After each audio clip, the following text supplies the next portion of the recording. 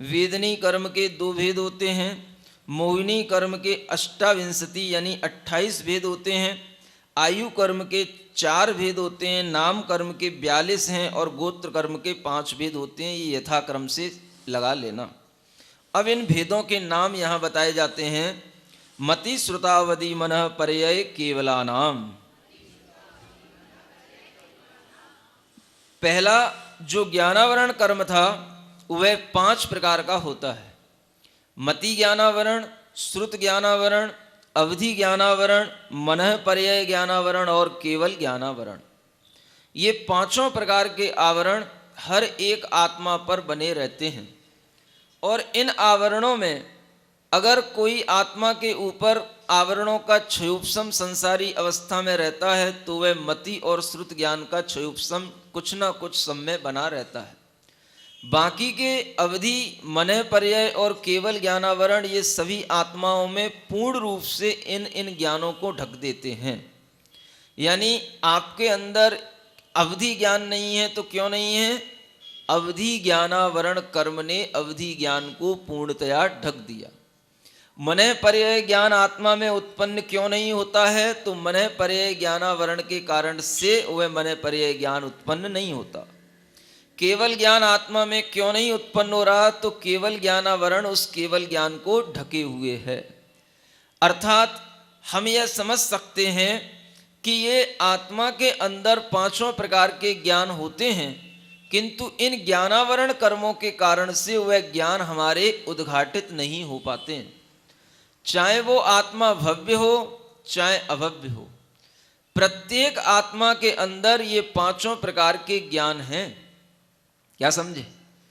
अभव्य में भी केवल ज्ञान है, अभव्य के अंदर भी मनः पर्यय ज्ञान होता है।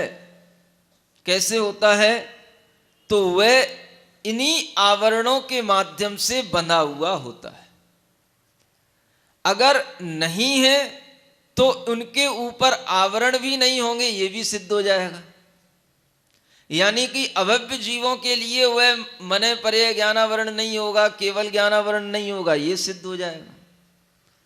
और अगर है तभी उनके लिए ये आवरण हो सकते हैं। इससे आप ये समझ सकते हैं कि अभव्य जीवों में भी केवल ज्ञानावरण का, मनः पर्यय ज्ञानावरण का, अवधि ज्ञानावरण का जो अभाव है वह वस्तुतः इन ज्ञानों का जो अभाव है वो वस्तुतः इन ज्ञानावरण के माध्यम से है। और इन्हीं ज्ञानावरण के कारण से उस अभव्य जीव के अंदर उन ज्ञानों की कभी भी उत्पत्ति नहीं होगी, ये बात अलग है। लेकिन वह ज्ञान उनके अंदर है, उसको आवृत किया गया है, ये चीज हमें पहले समझना चाहिए। क्या समझे? लोग सामान्य रूप से यह समझते हैं कि अभव्य जीवों में कभी भी रत्नत्रय उत्पन्न होने की शक्ति ही नहीं है, कभी भी उनमें केवल ज्ञान उत्पन्न होने की शक्ति ही नहीं है। ऐसा नहीं कहना, शक्ति तो है लेकिन उसकी कभी अभिव्यक्ति नहीं होगी, ये जानना। शक्ति ही नहीं होगी तो इन ज्ञानावरणों का ही अभाव हो जाएगा। अगर उसके अंदर सम्यक दर्शन को प्राप्त करने की शक्ति ही नहीं है तो फिर मिथ्यात्व का कर्म आवरण के रूप में वह क्या काम करेगा? तो आचार्य कहते हैं उन जीवों में जो हमने विभाजन किया है कि ये जीव भव्य हैं, ये जीव अभव्य हैं, ये विभाजन भी उनकी शक्ति की अपेक्षा से नहीं है, ये विभाजन उनकी व्यक्ति की अपेक्षा से, कि कभी भी उनके अंदर इन गुणों की अभिव्यक्ति नहीं होगी जो सम्यक दर्शन आदि हैं, इसलिए वो अभव्य हैं। और जिनके अंदर इसकी अभिव्यक्ति हो जाएगी वह उस समय पर वह भव्य कहलाएंगे। इसलिए ये शक्ति की अपेक्षा ना लगा करके भव्य और अभव्य का विभाजन ये व्यक्ति की अपेक्षा करना, तभी ये ज्ञानावरण कर्म और अन्य आवरणी कर्म मोहनी आदि उनके अंदर सिद्ध हो सकते हैं, अन्यथा नहीं हो पाएगा। चक्षुरचक्षुरवधि केवलानाम निद्रा निद्रा निद्रा प्रचला प्रचला प्रचला स्त्यान ग्रध्यश्च।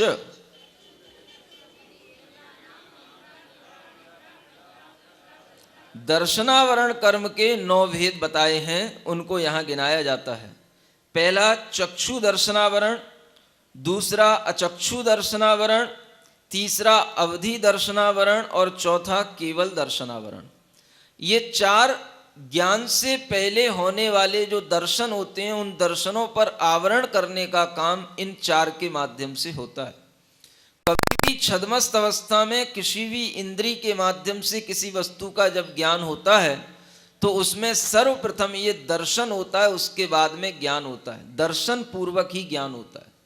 तो उस दर्शन में यह चक्षु इंद्री के माध्यम से जो दर्शन होगा वह चक्षु दर्शन कहलाता है, और उस दर्शन को जो घात करता है वो चक्षु दर्शनावरण कहलाता है। ऐसे ही चक्षु इंद्री के अलावा अन्य इंद्रियों के ज्ञान होने से पूर्व में जो दर्शन होता है उसे अचक्षु दर्शन कहते हैं, और उस अचक्षु दर्शन का जो घात करता है उसे अचक्षु दर्शनावरण कहा जाता है। इसी तरह से आगे भी जान लेना। कुछ यहाँ पर विशेष कर्म बताए हैं जो दर्शनावरणी कर्म के रूप में हैं। जैसे पहला है निद्रा। निद्रा यह दर्शनावरणी कर्म है। शास्त्रों में लिखा है यदि हम दिन में सोते हैं तो वह निद्रा विशेष रूप से दर्शनावरण कर्म के बंध का कारण बनती है। क्या समझे? रात्रि में सोने पर इसलिए नहीं, क्योंकि जो हम थक जाते हैं, श्रम हो जाता है, या अन्य किसी कारण से हमें रात्रि में निद्रा आती है, तो उसमें इतना दर्शनावरणी कर्म का विशेष बंध नहीं होता, क्योंकि वह एक आवश्यक होता है। और दिन में हम प्रमाद के कारण से सोते हैं तो वह वस्तुतः हमारे लिए दर्शनावरण कर्म के विशेष बंध का भी कारण होता है। कुछ अस्वस्थ अवस्था हो बात अलग है, लेकिन जानबूझ करके भी कई लोगों की एक आदत सी बनी रहती है। कुछ काम नहीं है तो खाने के बाद में थोड़ा सा सोना, जबकि आचार्यों ने खाने के बाद में लेटने के लिए कहा, सोने के लिए नहीं कहा है। नहीं समझे? खाने के बाद, भोजन करने के बाद में आप आराम कर सकते हैं, लेट सकते हैं, लेकिन निद्रा न लें तो ज्यादा अच्छा होगा, क्योंकि निद्रा लेने से कफ बढ़ता है।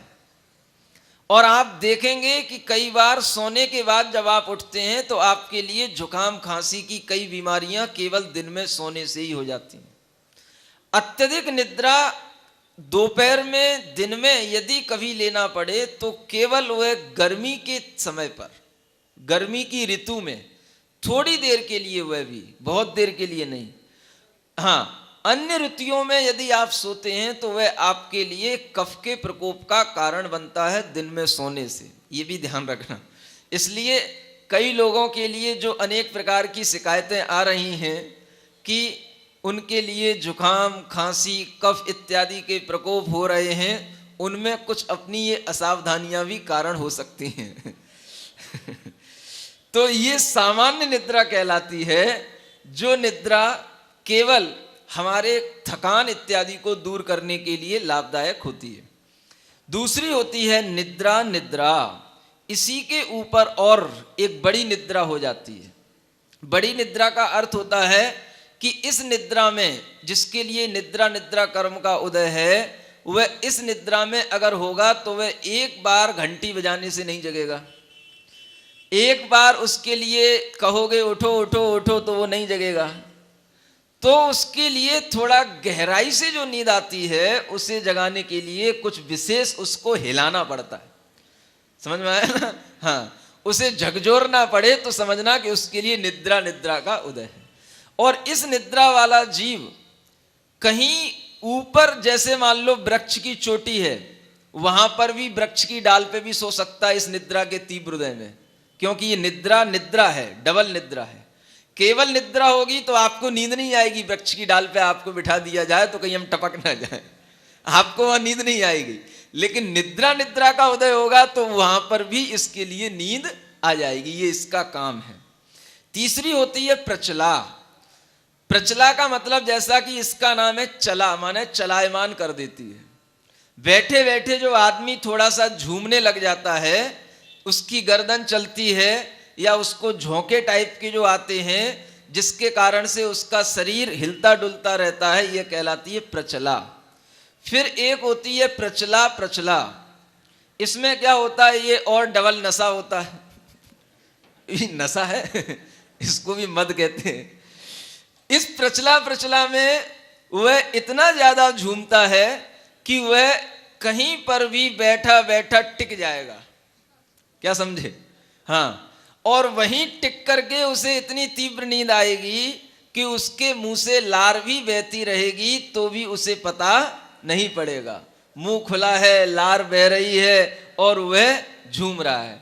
और उसमें भी उसके लिए ये हो जाता है, अगर तुरंत पूछा जाए तो भड़बड़ा करके एकदम से उठेगा, है ना, और एकदम से हाँ हाँ मैं तो देख रहा हूं, मैं तो पढ़ रहा हूं, मैं तो सुन रहा हूं।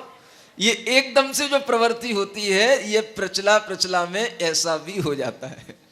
यह भी एक सामान्य से आपको देखने में आ सकता है। फिर एक होती है स्त्यान ग्रद्धि, यह बड़ी विचित्र टाइप की नींद होती है। इस नींद में विशेष शक्ति शरीर में आविर्भावित हो जाती है, विशेष शक्ति प्रकट हो जाती है। ऐसे साहस के काम जो जागृत अवस्था में नहीं किए जा सकते, वो इस निद्रा की अवस्था में किए जाते हैं। और इस निद्रा में वह जीव अपने बिस्तर से उठ करके बड़ी बड़ी नदी और समुद्र को भी पार कर सकता है, इस निद्रा का जब तक उदय चल रहा हो। वो उठ करके चला जाएगा, नदी को पार करता चला जाएगा, उसे पता नहीं पड़ेगा, नदी पार के उस पार पहुंच जाएगा, लौट के आ जाएगा और बिस्तर पे आकर के सो जाएगा निद्रा के उदय में। अब जब वो उठेगा तो उसके कपड़े गीले क्यों हुए कोई नहीं मालूम, किसी को नहीं मालूम। उसको खुद को भी नहीं मालूम होगा कि हमारे ये कपड़े पूरे के पूरे गीले क्यों हो गए। क्या समझे? घर वाले भी कहेंगे कि ये पूरे कपड़े गीले कैसे हो गए, उससे भी नहीं मालूम। और उस निद्रा के उदय में इतने साहसिक कार्य हो जाते हैं। अगर वह निद्रा का उदय बीच में कहीं छूट गया तो वह साहसिक कार्य को नहीं कर पाएगा। मान लो जिस नदी को पार कर रहा है और वह नदी में बीच में ही उसकी नींद खुल गई तो वो वहीं पे डूब जाएगा, फिर वह नदी को पार करके नहीं आ पाएगा। बड़ी बड़ी शिला को भी उठा लेगा, पत्थर को भी उठा लेगा इस निद्रा के उदय में, और उसके अंदर ये आने के बाद में ये ज्ञान नहीं रहेगा कि हमने ये काम कर लिया। कई प्रकार की चोरी इत्यादि भी इस प्रकार की निद्रा में हो सकती हैं, हो जाती हैं। वैज्ञानिकों ने भी इस निद्रा को स्वीकार किया है कि नींद में इस प्रकार की एक्टिविटी कई जीवों में देखी जाती हैं, पाई जाती हैं। वह यही स्त्यान ग्रद्धि होती है। और इस स्त्यान ग्रद्धि में वह कोई भी अपराध कर सकता है। किसी का कत्ल करके आ गया, मर्डर करके भी आ गया और आकर के सो गया, उसे पता ही नहीं कि हमने किया। लेकिन उसके लिए जो किया गया है वह अगर किसी ने नहीं देखा तो उसके लिए कहा ही नहीं जा सकता कि इसने ऐसा किया। अब मान लो वो करके भी आ गया, उसके खून से कपड़े लथपथ भी हों और वो कहे कि हमने नहीं किया, तो क्या होगा? भले ही कानून पुलिस उसके लिए सिद्ध करे कि इसने किया है, लेकिन ये उसका दोष नहीं, ये उसके अंदर की इस स्त्यान ग्रद्धि जो निद्रा कर्म है उसका दोष है। उसके कारण से वह जानबूझ करके ये नहीं किया। इसलिए ऐसे केसों में कभी कभी न्याय संगत जो न्याय होने चाहिए वो नहीं हो पाते हैं, चूंकि ये ज्ञान हर एक को नहीं होता है। सद असद वेद्ये, वेदनी कर्म दो प्रकार का होता है, साता वेदनी और असाता वेदनी। जिसके उदय से हमें अनेक प्रकार के शारीरिक और मानसिक सुखों की प्राप्ति होती है, वह साता वेदनी कर्म का उदय से हमें अनुभव में आता है। और जिसके फल से हमें अनेक शारीरिक और मानसिक कष्ट हों, वह हमारे लिए असाता वेदनी कर्म कहलाता है। दर्शन चारित्र मोहनीया कषाय कषाय वेदनीया ख्यास्त्री द्वि नव षोडश भेदा सम्यक मिथ्यात्व तदुभयान्य कषाय कषायौ हास्य रत्य रति शोक भय जुगुप्सा स्त्री पुण्य पुंसक वेदा अनंतानुबंध्य प्रत्याख्यान प्रत्याख्यान संजुलन विकल्पाश्चैकशः क्रोध मान माया लोभाः।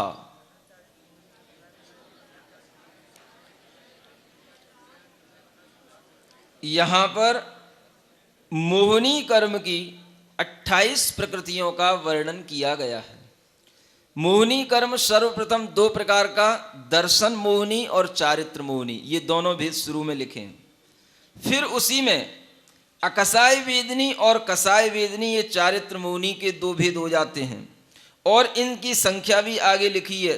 त्रि माने दर्शन मोहिनी के 3 भेद, जो कि हम जानते हैं मिथ्यात्व, सम्यक मिथ्यात्व और सम्यक प्रकृति, ये 3 भेद दर्शन मोहिनी के होते हैं। चारित्र मोहिनी के 2 भेद, जो कि कसाय वेदनी और अकसाय वेदनी के माध्यम से किए गए हैं। फिर कसाय वेदनी के भी 9 भेद, अकसाय वेदनी के 9 भेद और कसाय वेदनी के 16 माने 16 भेद। जो 16 कसाएं, अनंतानुबंधी, क्रोध मान माया लोभ, अप्रत्याख्यान, क्रोध मान माया लोभ, प्रत्याख्यान, क्रोध मान माया लोभ और संजलन, क्रोध मान माया लोभ, ये 16 कसाय वेदनी कहे जाते हैं। और हास्य, रति, अरति, शोक, भय, जुगुप्सा, स्त्री वेद, पुरुष वेद और नपुंसक वेद, ये 9 कसाएं कही जाती हैं। इन सबके साथ में ये मोहिनी कर्म के 28 भेद हो जाते हैं। यह इन कर्मों के जैसे नाम हैं वैसे ही इनके स्वभाव भी जानना। अनंतानुबंधी अनंत मिथ्यात्व को अपने अंदर बांधने का काम करती है या अनंत संसार में बांधे रखती है, इसलिए इसको अनंतानुबंधी कहा जाता है। अप्रत्याख्यान, प्रत्याख्यान का मतलब होता है त्याग, और जो हमारे लिए त्याग नहीं करने दे थोड़ा भी, उसका नाम है अप्रत्याख्यान। ऐसी इस कसाय का उदय होने पर जीव देश व्रतों को भी धारण नहीं कर पाता है। फिर प्रत्याख्यान यानी कि हमारे अंदर पूर्ण रूप से उस कसाय के कारण से पूर्ण रूप से जो हमें त्याग होना चाहिए वो नहीं हो पाता है। अप्रत्याख्यान थोड़ा भी त्याग नहीं करने देती और प्रत्याख्यान पूर्ण त्याग नहीं करने देती। तो प्रत्याख्यान कसाय के उदय में यह जीव सकल संयम को धारण नहीं कर सकता। संज्वलन कसाय, जैसा कि इसका नाम है, सम समीचीन रूपेण, या सम माने संयम के साथ में, ज्वलती यानी प्रकाशमान रहती है, इसका नाम है संज्वलन कसाय। यानी कसाय के साथ में, संयम के साथ में भी यह कसाय जलती है या प्रकाशित होती है, इसलिए ये संज्वलन कसाय कही जाती है। और इस संज्वलन कसाय के कारण से यथाख्यात चारित्र का घात होता है। जो कि 11वां गुण स्थान में होने वाला यथाख्यात संयम है, वह इस संज्वलन कसाय के कारण से नहीं हो पाता है। तो संज्वलन कसाय संयम के साथ तो रहती है, लेकिन जो यथाख्यात नाम का परम संयम है उसको नहीं होने देती। बाकी सकल संयम के लिए कोई भी बाधा उत्पन्न नहीं करती। सकल संयम के साथ तो यह और उसको प्रकाशित करती हुई चलती है। ऐसे इन कसायों के नाम के अनुरूप ही इनके स्वभाव हैं, उनको जानना। और हास्य, रति, अरति के आप तो जो नाम जानते ही हैं, उनके स्वभाव भी उन्हीं के अनुरूप जान लेना। नारक तैर्यज्ञोन मानुष दैवानी, यह आयु कर्म के 4 नाम हैं। नारक आयु यानी कि जिसके निमित्त से हमें नरक में रह करके नरक के शरीर में रहना पड़े, और उस नारकी शरीर के साथ में हमें अनेक प्रकार के इन दुखों को भोगना पड़े, वह नरक आयु का काम होता है। आपको बताया था कि इस नरक आयु का बीच में अकाल में इसका घात नहीं हो सकता है, ये ऐसी आयु है। इसी तरीके से जिसके कारण से तिर्यंच गति में जन्म होकर के उसी भव में उसी आत्मा को रहना पड़ता है, वह तिर्यंच आयु का काम होता है।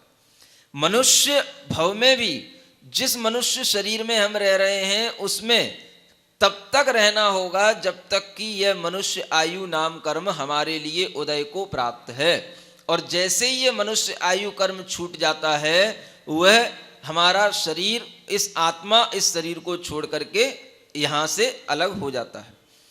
दैव गति में जो बांधे रखने का काम करती है जो आयु, उसका नाम कहलाता है देव आयु। इसके कारण से वह देव भी अपनी उस आयु का बीच में घात नहीं कर सकता और उसे वह पूर्णतया उस आयु को भोगना ही पड़ता है। इस तरह से इन आयु का काम उस गति में बांधे रखने का होता है। आगे, गति जाति शरीरांगोपांग निर्माण बंधन संगात संस्थान सहनन स्पर्श रस गंध वर्णानुपूर्व्या गुरु लघूप घात परगाता तपोद्योतोच्छ्वास विहायो गतयः प्रत्येक शरीर त्रस सुभग सुस्वर शुभ सूक्ष्म पर्याप्ति स्थिरादे यशः कीर्ति सेतराणि